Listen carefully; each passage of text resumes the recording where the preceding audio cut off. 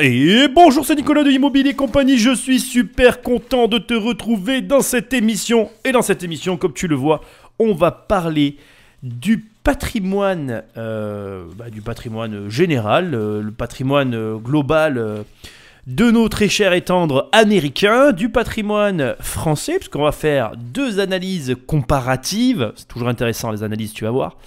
Et ensuite, on va un petit peu s'attarder sur les conclusions, les déductions que nous pouvons tirer de ces deux analyses. Et enfin, on va essayer de répondre à la question: devons-nous attendre toute une vie pour cueillir le fruit de nos placements? En gros, est-ce qu'on doit attendre toute notre vie pour vivre de nos investissements, ou pouvons-nous vivre maintenant la vie de rêve de rentier, n'est-ce pas? Et je suis là pour ça, je suis là pour t'aider, pour faire passer tes finances au niveau supérieur.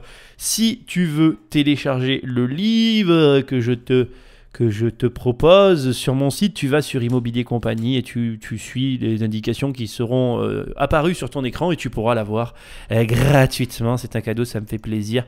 Lis-le, ça vaut le détour. Et comme d'habitude, dans cette émission, c'est l'usage. Avant de commencer, tu dois écouter tout ce que j'ai à te dire, c'est très important. Et tu ne dois pas que écouter, tu dois passer à l'action. C'est un petit peu la première étape de ta réussite prochaine. Tu dois, bien évidemment, prendre quelques secondes, donner une note à cette émission et me laisser un petit commentaire. Ça me fait toujours plaisir de voir des étoiles et un commentaire. Je te laisse le faire sur l'application que tu utilises pour écouter ces émissions. J'ai confiance en toi. Et de loin, tu fais comme tous ceux qui m'écoutent, parce que je t'assure que tout le monde le fait. C'est vraiment, c'est comme, tu sais, c'est comme une religion ici. On fait tous la même chose. Si tu as un ami, il a un téléphone, tu lui prends et tu l'abonnes sauvagement à mon émission. Tu lui dis, écoute ça, ça va changer ta vie. Je te rassure, on le fait tous. Moi-même, dès que je vois quelqu'un, je prends son téléphone et je l'abonne. Je trouve ça normal. C'est un comportement totalement sain et en plus, ça crée des connexions avec les autres individus. De toute façon, on passe tous trop de temps sur nos téléphones. Alors, prendre le téléphone d'un autre, c'est un vrai acte de bravoure. Allez, c'est parti, on va attaquer. J'ai décidé de donner la place pour commencer cette émission aux Américains. C'est un peu comme nos invités, on va un petit peu décortiquer. Alors décortiquer, c'est un grand mot, n'est-ce pas? Je vais simplement, je fais des recherches et on va un petit peu faire le point sur le patrimoine des Américains. Alors il y a une chose, avant même que je commence, que tu dois entendre, parce que bien évidemment, c'est compliqué de trouver les bons chiffres. J'ai trouvé des chiffres sur les Américains, mais les Américains ont un mode de calcul qui est différent de celui de la France. Donc je vais te rappeler ces éléments-là, j'ai envie de te dire, avant chacun des deux pays, pour que nous soyons bien d'accord sur ce que je suis en train de te dire, sur ce de quoi nous parlons, ok? J'ai pas envie de t'induire en erreur ou que tu t'imagines des choses fausses, d'accord? Alors, aux États-Unis, d'accord, on va parler par rapport aux chiffres que je vais te donner. Ces chiffres vont être calculés sur la base d'un patrimoine qui est composé, d'accord, de valeurs boursières, de valeurs immobilières, de richesse générale et vient en déduction l'ensemble des dettes. Donc on parle réellement, globalement, d'un bilan financier net, d'accord? Alors je voudrais te trouver le terme exact, que voilà, qui consiste donc à dire que nous sommes face à l'addition de l'ensemble des sommes liquides détenues par les Américains. On additionne à cela les voitures, l'immobilier, les actifs boursiers, d'accord? Et on y retranche l'ensemble des dettes, ok? Ça, c'est les chiffres qui vont nous servir pour l'enrichissement des Américains, ok? Par contre, pour les Français, nous allons parler hors immobilier. Donc, c'est-à-dire que c'est la même chose, sauf qu'il n'y a pas l'immobilier. Alors, ne me demande pas pourquoi, j'ai pas la réponse. C'est comme ça, c'est tout, tu vas devoir faire avec. Donc, ce qui biaise un peu est forcément les chiffres, mais qui n'empêchera que les chiffres seront très intéressants. Alors, concernant les Américains, je vais te donner des chiffres de 2016. Ok, je préfère le préciser. Au cas où tu écoutes ce podcast en 2042, ça me poserait problème. Les chiffres seraient un peu faussés. Peut-être qui sait que les podcasts existeront toujours en 2042. En tout cas, je le souhaite. Je serai devenu un gourou et les gens prieront mon visage parce que je serai vieux, donc ils regarderont les vidéos de moi quand j'étais jeune. Je délire, ça fait un peu du bien, hein. Bon, on peut rigoler, non? Si tu es à côté de toi, de toute façon, je raconterai autant de trucs intelligents que ce que je dirais de bêtes qui te feraient rigoler. Donc autant le faire réellement, hein. Bon, c'est comme si j'étais là avec toi. Bon, allez, on y va, c'est parti. Petite déconnade, mais on se recentre. Alors, Donc, nous sommes face à, comment dirais-je, un patrimoine global. Alors, je vais d'abord parler au global et après je vais te donner en individuel, d'accord? Le global, c'est que aux États-Unis, on a 92 805 milliards de dollars, d'accord, de patrimoine global qui est détenu par les Américains. Maintenant, je vais donc te donner le patrimoine par tête et je vais en profiter pour te glisser un petit classement. Je trouve ça intéressant, d'accord? Donc, aux États-Unis, en moyenne, le patrimoine d'un individu est de 177 000 euros, 177 210, d'accord? En deuxième position, nous avons la Suisse et en troisième position, nous avons le Japon. Alors, je trouve très intéressant déjà ces indications-là parce qu'elles te permettent de situer un peu les pays où finalement le patrimoine par individu est plus ou moins important. Et moi, je trouve que ce sont des données toujours intéressantes parce que ça permet eh bien, tout simplement de situer finalement les pays où il y a un peu plus d'argent que d'autres. Hein. On est là pour parler pognon, on n'est pas là pour parler pognon. Hein. Donc voilà, en quatrième position, bon je fais rapidement, Suède, Taïwan, Belgique, Singapour, Pays-Bas, Canada. Alors pour te donner une idée, Canada, moi j'aime bien le Canada. 87 590 euros. Donc, tu imagines, on n'est pas loin de diviser par deux, alors que ce sont deux pays voisins avec les États-Unis d'Amérique. Donc Canada, Nouvelle-Zélande, Royaume-Uni, d'accord, Danemark, Israël, Australie, 67 390 euros par individu. Là, tu es en train de te dire, mais où est la France? T'inquiète, on est en 15e position. Nous sommes les Français et nous avons 56 042 euros de patrimoine par tête. Alors là, ce petit tableau, il est un petit peu spécial parce que c'est un actif net et global. Donc je triche un peu, ce sont des chiffres extérieurs aux recherches que j'ai pu faire parce que c'est ça qui est compliqué avec les chiffres et je dois quand même te le préciser, c'est que chaque chiffre, comment dire, chaque fois que je te donne des chiffres, ils sont tous différents, ils sont tous issus de recherches différentes. Donc tout à l'heure, le chiffre que je t'ai donné, d'accord, les fameux 92 805 milliards de dollars de patrimoine global, ça a été calculé, alors par rapport aux États-Unis sur, comment dirais-je, un actif net, ok, mais si on prend par exemple le patrimoine financier des ménages français, lui il est de 5 233 milliards contre 92 805 milliards aux États-Unis.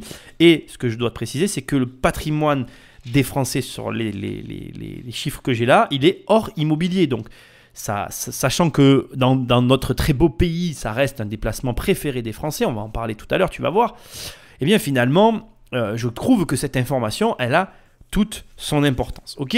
Bon, je reviens aux États-Unis. Je veux vraiment faire par ordre, je m'égare, mais j'aime bien que tu aies quand même toutes les informations. Je trouve que c'est compliqué si je ne fais pas comme ça pour que tu aies toutes les données. Parce que si tu n'as pas toutes les données au problème, tu ne peux pas te faire une idée. D'accord? Donc, les Américains sont les numéro 1 of the world. C'est les mecs qui ont le plus de pognon, c'est eux qui ont la plus grosse. Ils sont contents, c'est ce qu'ils veulent toujours. De toute façon, avoir la plus grosse, donc c'est les numéro 1, c'est parfait. D'accord?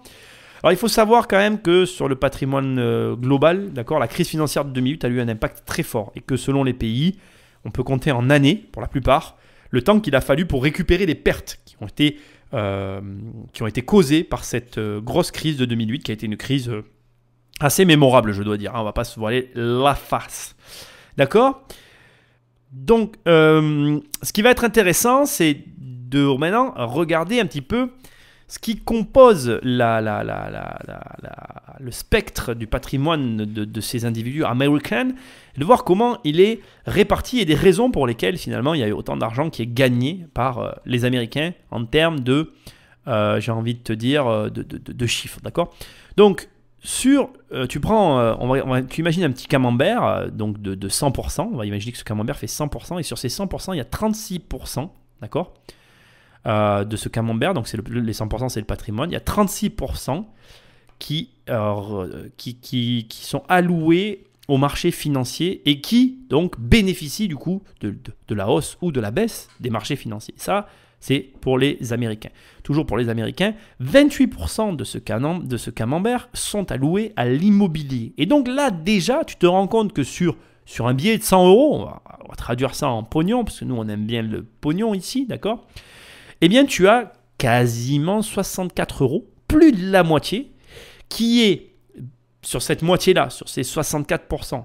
Tu en as 36% qui sont alloués à de la bourse et 28% qui sont alloués à de l'immobilier. C'est juste énorme. On est d'accord? Donc plus de la moitié de la richesse est allouée de cette manière-là. Et ce que j'ai envie de souligner maintenant, c'est que il faut bien comprendre que cette répartition-là, elle n'est pas anodine. Ou plutôt, je devrais dire, elle est singulière. Ou plutôt, je devrais dire, elle justifie peut-être le fait que dans le classement que je t'ai donné tout à l'heure, les Américains sont devant. Il faut comprendre une chose qui va venir encore un peu plus apporter de précision à tout ça. Si maintenant tu prends le spectre de la population américaine, tu as 80% du marché boursier qui est détenu par 10% des plus riches. Et donc du coup, tu commences là avec les chiffres que je suis en train de te donner, d'intégrer, de comprendre pourquoi le marché américain, ou plutôt la population américaine, devrais-je dire, est autant disparate. Il y a un écart aussi important. Beaucoup de personnes, et très souvent on dit, oui, aux États-Unis, il y a des gens très très riches et des gens très très, très, très pauvres. Mais il faut comprendre que tu as 80% du marché boursier qui est détenu par 10% des plus riches. Et donc, rien que ce facteur-là explique beaucoup de choses, d'accord? Et on va rajouter encore des petits chiffres.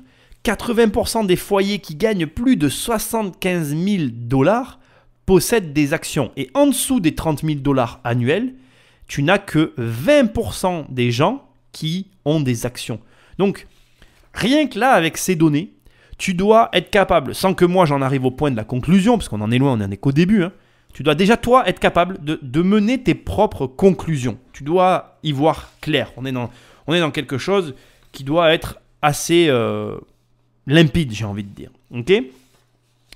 Donc, des années 80 à 2014, c'est la tranche qu'on va prendre en considération, d'accord? Le revenu moyen par adulte a augmenté de 61% aux États-Unis, d'accord? Mais tu as le revenu moyen avant impôt des 50% qui gagnent le moins, qui a stagné autour des 16 000 $. Et ça, c'est hyper important parce que là, tu commences à voir la manière dont le marché américain est composé. Tu comprends qu'une grande majorité des gens sont bloqués à un revenu de 16 000 $ par an. Et il y a un truc qui est hyper important. 1% des plus riches qui vivent aux États-Unis, d'accord, détiennent 42% de la richesse du pays. Donc tu as 1% des gens aux États-Unis qui détiennent quasiment la moitié des richesses. Alors, j'aime bien, alors je vais prendre une calculatrice, hein. Je vais essayer de faire du mieux que je peux parce que ça, c'est des chiffres que je maîtrise mal. Donc, il y a 300 millions d'habitants aux États-Unis, d'accord? Moins 1%, ça fait 3 millions de personnes. J'ai pris des chiffres ronds, c'est plus simple. En gros, tu as 3 millions de personnes, d'accord, qui détiennent 42% de la richesse américaine. Donc, c'est assez impressionnant. Si on devait retrancher le patrimoine global que je t'ai donné dans ces 3 millions-là, on aurait un chiffre qui ferait très, très, très, très mal à la tête. D'accord?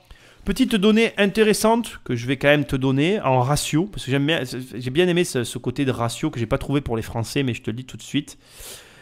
Tu as alors, dans les années 80, tu as une personne, d'accord, qui gagnait 27 fois plus que les 50% dont je te parlais tout à l'heure. C'est-à-dire que, en gros, dans les 1%, d'accord, tu prenais une personne de ces 3 millions de personnes et elle gagnait 27 fois plus, d'accord, que les personnes qui touchent 16 000 €. Donc, allez, toujours pareil, je prends ma petite calculatrice, d'accord, tu gagnes 16 000 € par an, eh bien, tu prends dans les 3 millions que je t'ai donné une personne, eh bien, lui, au hasard, ils gagnent en moyenne 432 000 dollars. C'est des dollars. Bon, bref, tu m'as compris. Et ça, c'était dans les années 80. Okay, ce qui est hyper intéressant et qui va clôturer le sujet de cette émission, c'est qu'aujourd'hui, d'accord, tu prends cette même personne et tu multiplies par 81. J'ai un peu honte de te le dire, mais tu multiplies par 81. C'est-à-dire que tu viens de nos jours, tu sais, c'est en 1980, le siècle dernier, quoi, dans une autre époque, du temps des rois. Tu sais, j'étais né à cette époque-là, enfin non, j'allais naître, mais tu vois, c'était... Si tu m'écoutes, il y a des chances que tu sois de 1980. À cette époque-là, tu prenais dans les 3 millions de personnes, une personne au hasard. Alors, il n'y a peut-être pas 3 millions, c'était peut-être un peu moins, mais bon, tu vois où je veux en venir. Tu en prenais une au hasard et il gagnait 432 000 dollars. J'ai du mal avec ça, d'accord? Aujourd'hui, tu refais le même ratio. Tu as toujours d'un côté ces fameux 16 000 dollars annuels, ok? Très, très, très amusant. Et de l'autre côté, au lieu de te retrouver avec 432 000, tu as 1 296 000 dollars par an, soit 81 fois plus que les 50% des gens qui gagnent le moins. Donc voilà, c'est très intéressant de voir un petit peu comment est structuré le patrimoine, comment est réparti le patrimoine américain.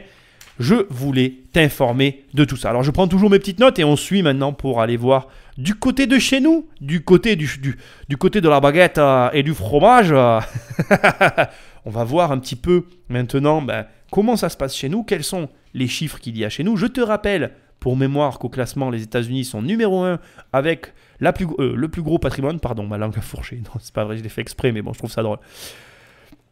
Le plus gros patrimoine, n'est-ce pas, pour les Américains. Et nous sommes à la 15e position, loin derrière. Allez, on va remonter, ouais. Ok. Donc, en sachant qu'il y a quand même une donnée qui était fort intéressante, c'est que le patrimoine immobilier en France n'est pas pris en compte. Et, j'ai un petit temps de réflexion, j'ai mis des réserves sur la valorisation du patrimoine immobilier américain parce que, voilà, les États-Unis, les constructions sont très différentes, n'est-ce pas? Et je sens vouloir rentrer dans le détail, ni être médisant, ni tout ce que tu veux. On va dire que tout simplement, je resterai très prudent sur la valorisation des biens immobiliers aux États-Unis parce que une maison où ils vont te dire ça coûte 100 000 dollars, des fois, j'y mettrais même pas 12 quoi, ou 15 000 dollars parce que c'est vrai que, après, bon, c'est un problème d'appréciation. C'est vrai que, bon, moi, les maisons Saturbois, c'est pas mon délire. Donc, on pourrait avoir un débat très long là-dessus. Enfin, bref, passons. Je m'égare comme d'habitude. Revenons à notre sujet. Les ménages français, donc, et leur richesse en France. Donc, nous parlons hors immobilier et là nous parlons de ménage. Donc je vais quand même te donner un petit, comment dirais-je, une petite piqûre de rappel, d'accord? 177 210 euros de patrimoine pour les États-Unis contre 56 000 euros et des brouettes pour la France.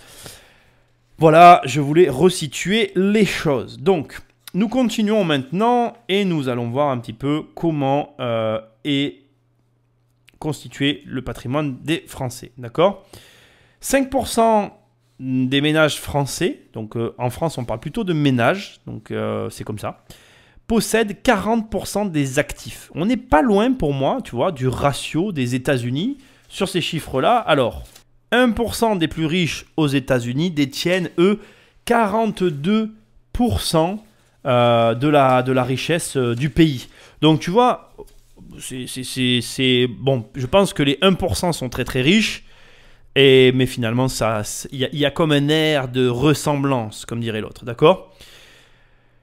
Il faut savoir que pour juste t'informer, à titre d'indication, j'allais dire ça se dit pas, mais juste pour que tu te donnes une notion, on est 15% plus riche que nos voisins allemands. Alors on peut toujours voir en dessous, hein. Moi préfère regarder au-dessus, mais bon, ça c'est toujours qu'une question de choix.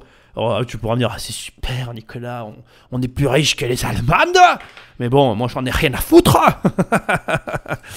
Tu vois ce que je veux dire? Là, moi je regarde au-dessus. En dessous, ouais, bon, c'est sûr qu'il y a toujours des gens en dessous, mais en dessous ça te fait pas aller plus haut, quoi. Voilà. on est très loin pour moi des États-Unis en termes de valeur détenue par individu. Mais ça, c'est encore une autre discussion. Hein, ok. Fait très important, et là on va vraiment rentrer dans le dur de la discussion, c'est qu'il faut savoir que fatalement pour moi les chiffres que je te donne sont énormément faussés parce qu'aujourd'hui, et ça c'est un chiffre officiel, l'immobilier occupe toujours, alors il n'y avait pas décrit la première place, mais moi je te le dis, ça occupe toujours la première place en France, ça reste un placement central pour notre pays en tout cas. Et ça représente quand même 55% du patrimoine. Et quand tu sais que dans le calcul, les Américains, ils considèrent l'immobilier et que nous, on ne le considère pas, je pense que ces chiffres pourraient être largement revus à la hausse si on entrait l'immobilier dans le patrimoine. Mais il y a quand même un mais, parce qu'à contrario, on va être très honnête, il faut savoir qu'en France, d'accord, nous sommes très réfractaires à tout ce qui est placement à risque. Et donc du coup, la structure de notre patrimoine, du patrimoine financier moyen du français moyen, est absolument pas dans de l'action, n'est absolument pas sur les marchés financiers. Il est essentiellement sur des comptes rémunérateurs, ou je vais plutôt le dire autrement parce qu'aujourd'hui c'est le cas, plus du tout rémunérateur, mais bon tu m'as compris, on te sert un 1% et encore, je suis gentil. Mais voilà, en gros, c'est soit sur des comptes comme ça, soit sur des assurances-vie pour aller chercher le 2%. Waouh, génial! Et donc là aussi, forcément, comme quand je te disais tout à l'heure que 36% du patrimoine américain était placé en bourse, il est certain que quand tu sais que les marchés financiers sont, c'est le lieu où il y a la plus grosse amplitude, les plus grosses prises de position, de points d'enrichissement, bref, tout ce que tu veux, il est normal aussi que quand tu prends un pays qui est essentiellement axé bourse, entrepreneuriat, etc., et que tu l'opposes à un pays conservateur comme le nôtre, sécuritaire, bien, au niveau des chiffres que je suis en train de te donner là, on ressent la différence. Elle s'explique, elle se comprend, elle se traduit, d'accord?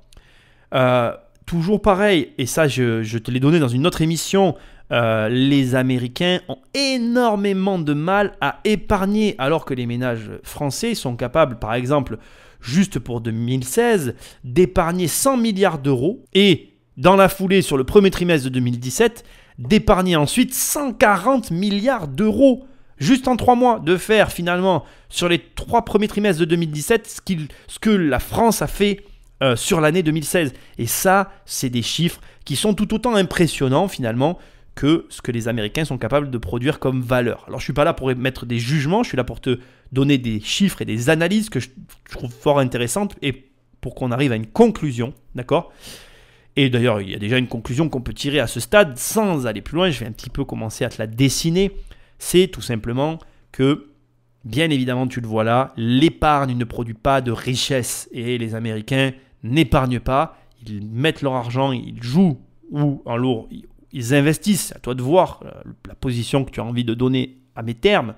Mais en tout cas, l'argent n'est pas sur les comptes aux États-Unis. Il est quelque part, mais pas sur les comptes. Alors, pour aller dans le sens de l'épargne, et ça c'est quand même assez important, je vais juste apporter une précision. Il faut quand même savoir que tu as quand même 35% des ménages français qui déclarent ne pas être capables d'épargner. Et il faut que tu saches que l'épargne moyenne en France, elle est de 200 € par mois. Sachant que si on tient compte des chiffres, la réalité, c'est plus que, on tournerait autour des 260 €. Mais bon, bref, tu m'as compris. En moyenne, les Français épargnent dans ces eaux-là. Il y a, comme je te l'ai dit, très peu d'actifs financiers, d'accord ? Et c'est assez compliqué pour les Français d'apprécier, on va dire, d'apprécier réellement les marchés à leur juste valeur et d'aller donc du coup hasarder, si je puis employer ces termes-là, puisque pour des personnes qui ne font aucun placement, ça tient du hasard effectivement d'aller sur un marché en espérant gagner de l'argent et en n'ayant rien pour en tout cas pour réussir à remporter la mise. Voilà. La dette des ménages, il faut aussi le savoir actuellement en France, et c'est pour ça que ça me désole grandement, elle est essentiellement constituée d'encours hypothécaires, ce qui signifie immobilier. Et donc on parle quand même de 939 milliards d'euros, d'accord ? Et là, ça commence à causer, parce que si on devait recalculer effectivement la réalité de la richesse produite en France, immobilier inclus, on ne serait pas tout à fait sur les mêmes chiffres. Mais ce n'est pas très important. Je termine donc maintenant simplement avec les Français parce que le paysage français est beaucoup plus simple à décrire. Je te redis un petit peu ce que je t'ai dit tout à l'heure. Aux États-Unis, 1% des plus riches détiennent 42% de la richesse, alors qu'en France, 5% des ménages les plus riches détiennent 40% de la richesse. Alors, c'est intéressant parce que déjà, on pourrait en déduire que la répartition française est un peu plus performante. Il y a un peu plus de gens qui bénéficient d'une richesse très grande en France qu'aux États-Unis, malgré un écart important si on regardait juste le volume de la population, le nombre d'habitants. Ok ?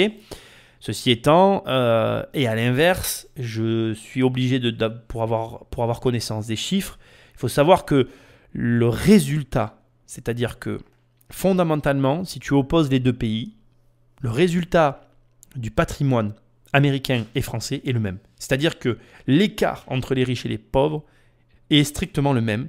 Quand tu sais que là-bas, il n'y a pas de sécu, aucune assurance de quelque sorte qu'elle soit, ça laisse songeur. Hein.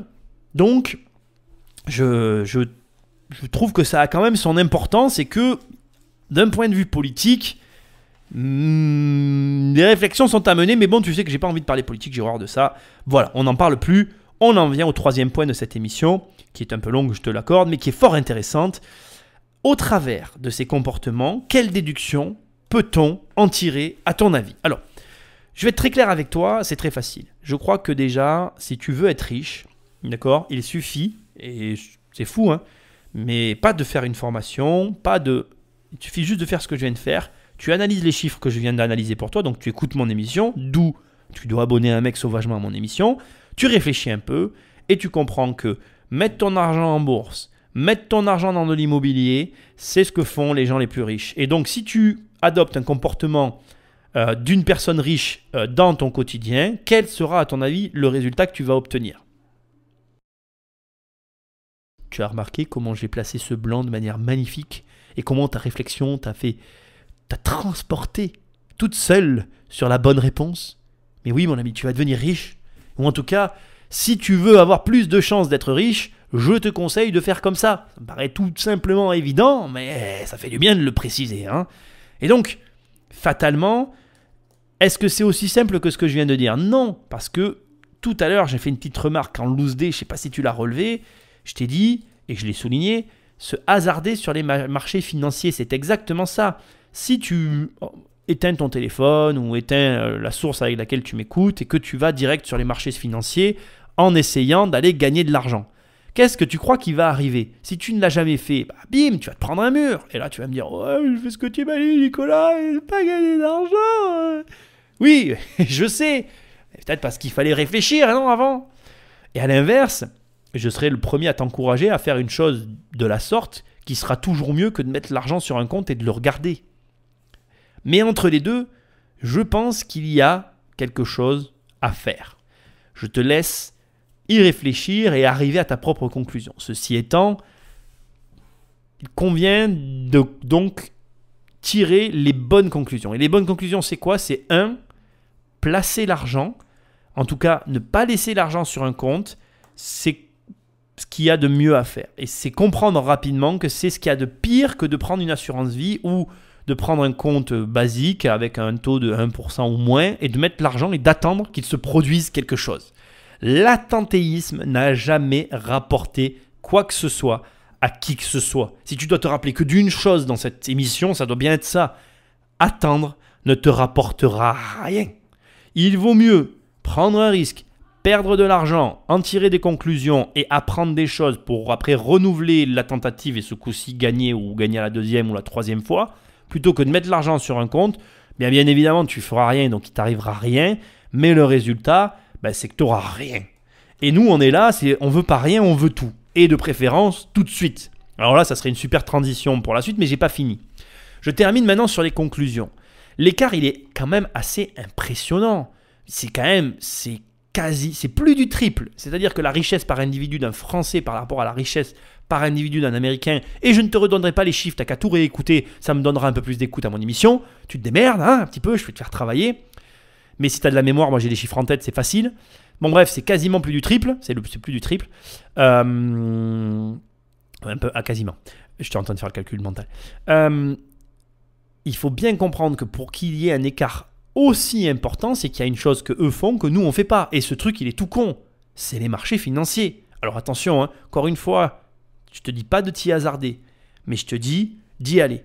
Enfin, je vais quand même te donner un petit conseil, cela dit en passant et rapide. Ne crois pas qu'avec l'immobilier, tu ne peux pas t'enrichir. D'ailleurs, je suis la preuve de l'inverse. Mais sache une chose, quoi que tu choisisses, bourse ou immobilier, peu importe, entrepreneuriat, fais ce que tu veux. Il faut que tu comprennes un truc, un seul.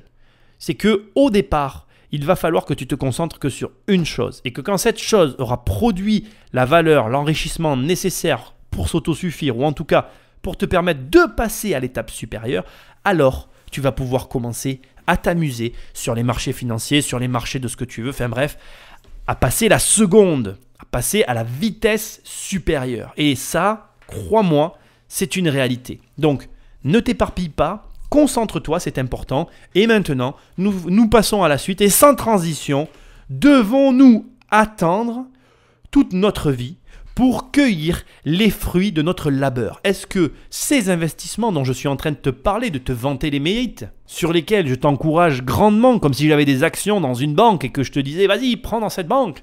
Non, pas du tout, c'est pas mon genre. De toute façon, bon bref, on va pas parler de ça. La vérité, c'est que je t'encourage pour une seule et unique raison. C'est que si tu ne fais rien, c'est ce que je te disais tout à l'heure, eh bien, il n'y aura pas de fruits à cueillir en fait. Il n'y aura rien du tout. Il y aura l'argent sur un compte que tu regarderas, il te regardera, tu le regarderas, il te regardera, et ça sera tout. Et je pourrais continuer comme ça jusqu'à demain matin, et toi t'en auras marre parce que si je répète toujours la même phrase, ça ne sera pas constructif. Mais c'est ce que tu fais avec ton argent en faisant ça, en le mettant sur un compte, en prônant l'attentéisme, en espérant un changement qui doit venir de toi. L'argent, c'est un outil, et il ne fera que ce que tu lui diras de faire. Et si tu lui dis de rien faire, ben il ne fera rien. Et puis en plus, tu sais, il y a un truc avec l'argent, c'est quand même super amusant, c'est que dans tout ce que je t'ai dit, il y a des données que je t'ai pas précisées, c'est que par exemple, tout à l'heure, quand on parlait des Américains, tu sais, je t'ai parlé de ces fameux 16 000 euros. Il faut savoir que par exemple, sur ces 16 000 euros, quand je te donne ce chiffre-là, il y a une correction qui est faite avec l'inflation. Et l'inflation, c'est ce phénomène qui fait que les prix montent en fait, où les prix font que monter. Et ce qui fait que cette inflation que tu peux quasiment pas freiner, pas arrêter, qui est quasiment mécanique, elle a comme conséquence en fait que l'argent qui stagne, en fait, il diminue. C'est-à-dire que, je vais te donner un exemple et tu vas comprendre. Si tu prends la valeur de 150 000 francs, eh bien, aujourd'hui, pour 150 000 francs, tu arrives quasiment à te payer les mêmes choses que pour 150 000 euros. Enfin, j'exagère un peu, mais je le dis peut-être un peu mal. Je vais me le dire autrement. En gros, aujourd'hui, quand tu donnes 1 euro, c'est comme si tu donnais 1 franc. Sauf que tu donnes 6 fois plus qu'avant. Il y a beaucoup de gens qui disent « les prix ont fait que monter, je ne comprends pas ». Oui, mais les gars, il s'est écoulé X années. Ce phénomène qui est l'inflation, qui fait que la monnaie se dévalue, tu ne pourras pas l'empêcher. C'est un phénomène naturel. En plus, on est dans un monde où les ressources s'amenuisent, diminuent, où elles sont finies, où il y a un stock et que quand ce stock sera vide, il n'y en aura plus. Qui tu crois qui peut se payer les trucs que personne ne peut plus se payer? Ceux qui ont le plus d'argent. Donc, les prix montent parce que quand quelque chose devient rare, ce n'est pas celui qui paye, il paye pas que la rareté, il paye aussi le fait qu'il a les moyens de se le payer, qu'il a fait ce qu'il fallait pour avoir les moyens de se le payer. Si toi tu fais rien, si tu mets l'argent sur un compte, ben en fait, voilà, tu gagnes pas d'argent en fait. Ton argent il perd sa valeur tous les ans. Et finalité, au bout de 10 ou 20 ans, il y a de grandes chances pour que la somme que tu réussis à économiser n'ait plus du tout la même valeur que ce qu'elle avait au départ quand tu l'avais économisée. Et ça, si tu arrives à comprendre ce mécanisme, tu arrives à comprendre pourquoi tu ne dois pas attendre, pourquoi tu dois avancer. Alors, je vais conclure parce que l'émission risque d'être longue et je n'ai pas envie de tourner en rond. Je pense que tu as compris le concept. Mais je veux quand même répondre à la question du début et à la question qu'on se pose autour de tout ça. Donc, tu l'as compris, en analysant finalement, on est 15e. Bon, on est les 15e mondiaux en termes de valorisation de patrimoine. Mais comment faire pour que toi qui m'écoutes, tu aies un avantage sur les autres? Comment faire pour que comparativement, tu fasses mentir tous les mecs autour de toi et que quand on te pose la question, tu dis « Oh mais moi j'ai pas de problème d'argent ». Comment tu fais? Oh ben donne-moi ton téléphone, je t'abonne à Nicolas de Immobilier Compagnie, tu verras et tu comprendras. Non mais comment tu fais? pour que toi, tu arrives à te faire mentir les chiffres? Eh ben, c'est très simple. Tu fais ce que je viens de faire. Tu décortiques ce que font les premiers. Et après, c'est tout con. Tu essayes de faire pareil. Point à la ligne. Et qu'est-ce qu'ils font? Plus de marchés financiers. Ils s'exposent plus. Ils ne gardent pas l'argent. Donc, ce qui fait que, bien évidemment, structurellement, ils ont des problèmes. Il n'y a pas d'argent. Ils n'arrivent pas à épargner. Je ne dis pas que l'épargne, c'est mauvais. Il en faut un petit peu. Peut-être un petit peu plus qu'aux États-Unis. Mais un petit peu moins qu'en France. Parce que si nous, on est 15e en termes de valorisation, on est numéro 1 en termes de j'épargne. Mais l'épargne, ça n'a jamais sauvé tes finances au quotidien. C'est de l'argent que tu as sur un compte, tu le regardes, il te regarde, tu le regardes, il te regarde. Je crois que c'est bon, tu as compris là.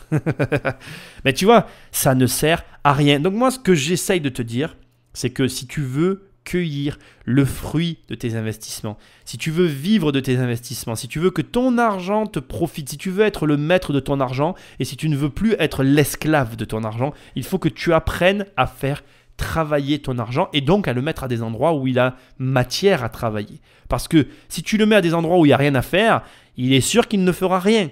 Et ça, c'est pas facile de le comprendre, mais c'est nécessaire de le comprendre. Et tu ne peux pas réussir à gagner de l'argent sans prendre de risques. Et la moralité de tout ça, c'est qu'il y a longtemps que les Américains n'ont pas de problème sur le fait de prendre des risques, de perdre de l'argent, d'en gagner, d'en perdre.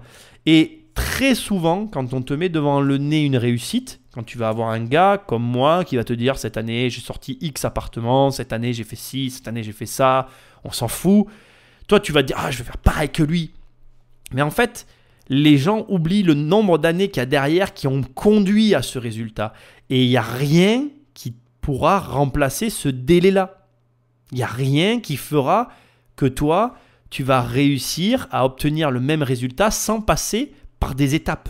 Et plus vite tu entames cette espèce de parcours, cette espèce de succession d'étapes, plus vite tu arriveras au résultat que tu convoites. Et crois-moi, je vais être très sincère avec toi, le jeu en vaut largement la chandelle. Donc, oui, tu peux cueillir le fruit de ton travail et vivre de tes investissements. Dois-tu attendre un petit peu? Le temps d'attente dépend essentiellement de trois choses. Et on va conclure maintenant. La première, c'est toi. Et je crois que c'est une évidence et tu l'as compris. Donc c'est à toi, à un moment donné, de retrousser tes manches et de prendre des décisions qui s'imposent. Et ça, je peux rien, à part faire l'émission que je viens de faire là, je peux rien faire de plus. J'ai envie de dire, le travail vient d'être fait, soit je te l'ai fait comprendre, soit je te l'ai pas fait comprendre. Deuxièmement, et ça, c'est aussi quelque chose de super important à comprendre. Plus le risque est grand, plus le gain est grand. Mais faut-il être encore prêt à jouer? Je vais le redire parce que peut-être que je l'ai mal dit. Plus le risque est grand, plus le gain est grand. Mais faut-il encore être prêt à jouer? Je m'explique. En gros, tu as pris la décision, c'est très bien.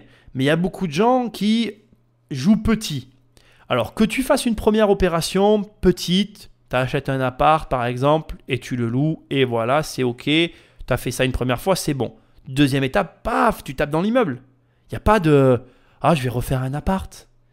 Je vais refaire encore un appart. » Tu perds du temps. Donc, tu vois, être capable de comprendre qu'à un moment donné, ton coup d'essai, c'est un coup d'essai. Et ça, je l'entendrai toujours, il en faut un, c'est normal, ok, on n'en parle plus.